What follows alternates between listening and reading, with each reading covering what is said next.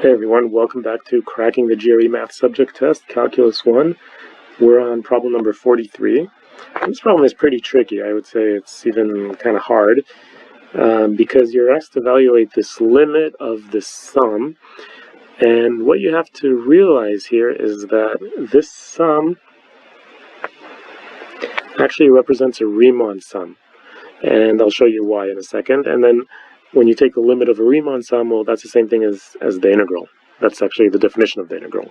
So the reason that this is a Riemann sum is because if you rewrite it as k as 1 over n times k over n minus k squared over n squared,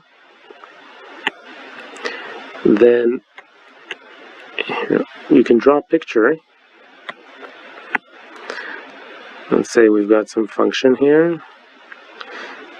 Remember that the Riemann sum on the interval, let's say from 0 to 1, the way you do it is you divide this interval, partition it into n parts. So this is going to be like 1 over n, 2 over n, 3 over n, etc. And then you make a little rectangle, or a lot of the little rectangles, and each of these rectangles has a width of 1 over n. That's this 1 over n right here. And then the value, the height of the rectangle, is going to be the value of the function evaluated at that right endpoint of the interval. So if our function is,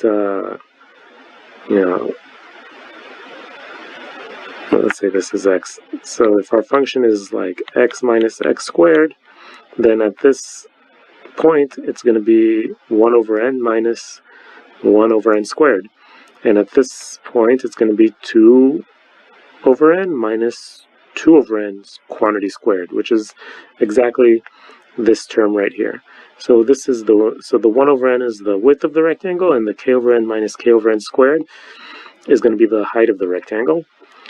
And when we take the limit as n goes to infinity, that's like making these little rectangles thinner and thinner until there's infinitely many of them, and that gives us the integral. So the way to evaluate this limit is actually to evaluate the integral from 0 to 1 of the function x minus x squared dx. Okay, that's how you can do it. And this, now, once you realize that, then it's pretty easy. X squared over 2 minus x cubed over 3 from 0 to 1. And that's going to be 1/2 minus 1/3. And then the 0 is just going to be 0. So that's going to give us 1/6. So the answer is D.